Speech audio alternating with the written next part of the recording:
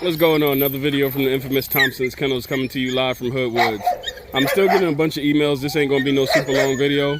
Actually, it's gonna be pretty goddamn quick. Everybody's asking me about the female that's available off of this litter. And if you look on the bottom one there tugging, on the very bottom, she's a darker brindle than the other two. She is available to the public. So I hope this was a good enough reference, because everybody said I was too quick. The last reference video I did about this female here. But she's the one right there with the rope. She's distinctively... Hey, y'all cut it out.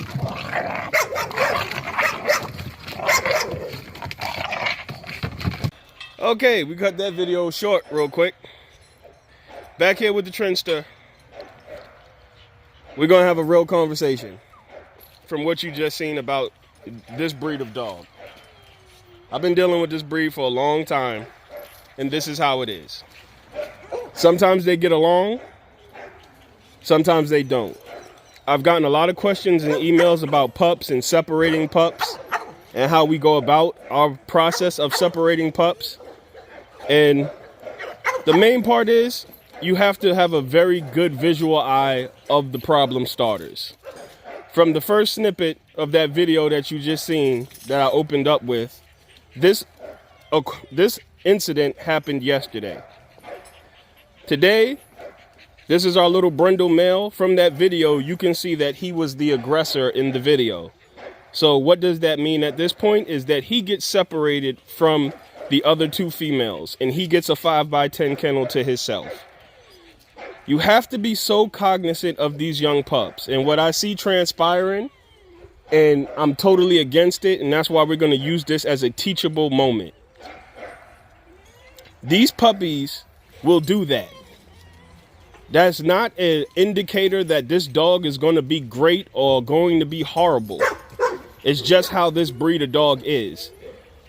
Now, as a breeder, and if you are a person getting into the breed and you decide to do a breeding, I always recommend that you have enough space on your yard or your facility to be able to separate the entire litter, because sometimes they're going to have to be separated, everybody. What we like to do is we'll have them together, we'll monitor our pups, make sure nobody's being too aggressive, and understand where the aggression is coming from. If you're having food aggression issues, you need to feed your puppies separately, or put more bowls in the kennel, or however you're housing your dogs, so they're not fighting over food.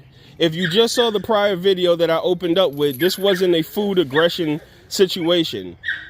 That was a tug toy, and the puppies got out of control and it broke into a fight. That's what transpired. But from that, for a lot of our long time, because this is for mostly the young brothers getting into these dogs, maybe some older people who are not cognizant of how this stuff works. I do not leave tug toys out for these dogs to play with when I'm not there or no one's there to watch them. The tug toy is out there. Me and my daughter have a routine. We come back here, we do our yard. After we do our yard, we'll put the tug toys up, let them play, have a good time, and then we take it down when we go inside.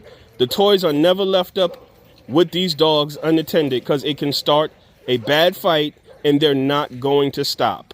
And the worst case scenario is you have what you just seen, 3 puppies in a cage.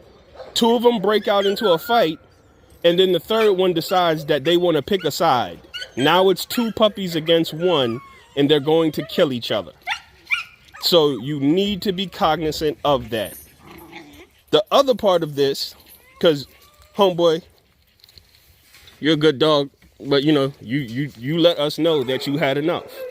So this will be his housing. This is Sock's mama. She's been banished to the kennel. She's a wild one, extremely, extremely vicious animal, and I'll just leave it at that. But she has a bad attitude, and Socks, she's the mother to Socks. We bred her the mailman to produce the Socks dogs. A lot of people was asking me about the Socks dog since I had posted a video of her working out and us doing a little treadmill work with her. But we'll move down the path. This is a 2-pup setup. I normally don't get large litters. I usually get 3-4 pups. With this litter here, we had 6 puppies. So we kept an eye on all of our litters of pups and made sure what was going on. And these dogs became extremely aggressive when they were all together. So we broke them up into sets of 2s. Okay.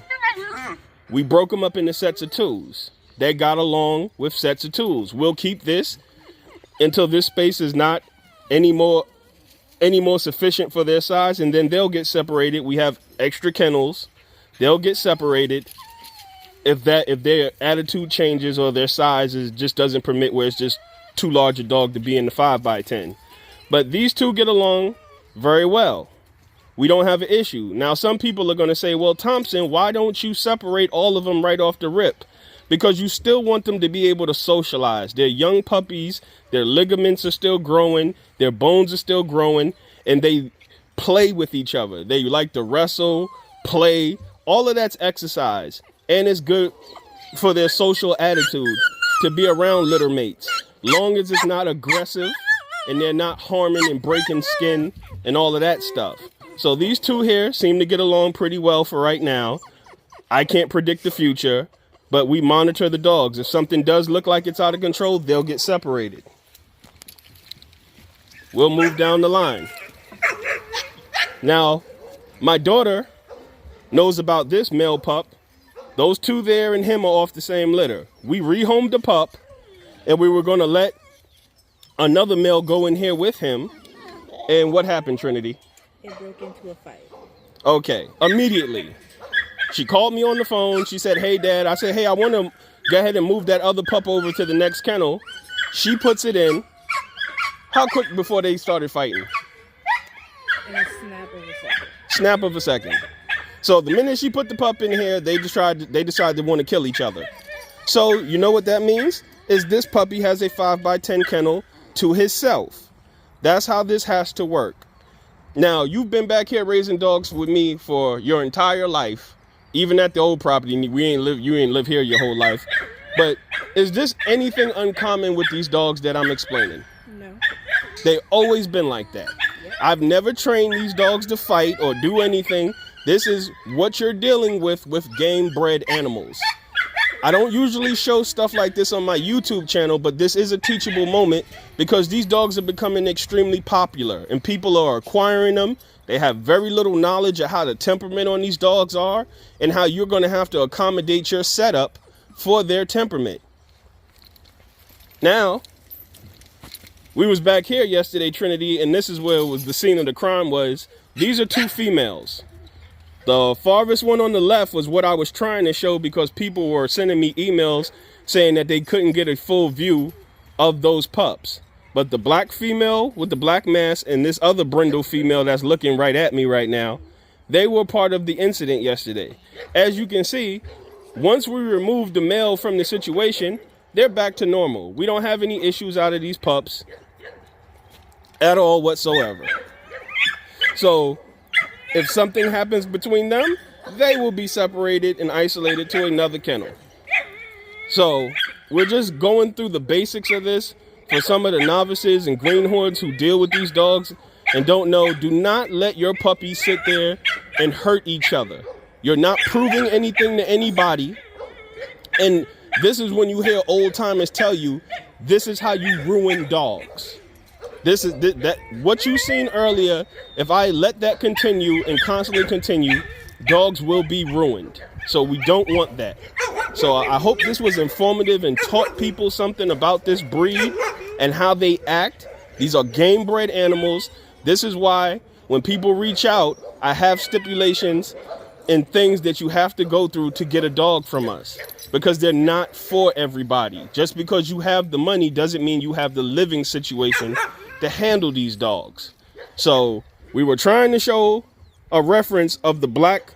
So the puppy laying to the left was the one available before hell broke loose. Now, me and my daughter are going to move Socks because these 2 pups here antagonize Socks They antagonize her to the point where she goes ballistic. They're very intelligent and they know what they're doing. They know that they can set her off. So about 1 o'clock, what time was that last night? 1 or 2. 1 or 2 in the morning, they decide to go to the cage and fuck with her. And they just mess with her and mess with her and mess with her and mess with her. So we're gonna move them, and they're not gonna have too long to be with each other if they keep up with this attitude. But especially the female right there, she's the one who messes with Socks. And Socks, we're gonna move you away from them because we know you've had enough of just watching them, and y'all are little jerks. But I hope this video was informative for new owners and new people inquiring about these dogs. It's not a myth or a fable. They are born like this. They're not made like this. I hope this was informative. Yet again, this was Thompson's Kennels coming to you live from Hood Woods, me and the Trenchster, and y'all have a blessed one.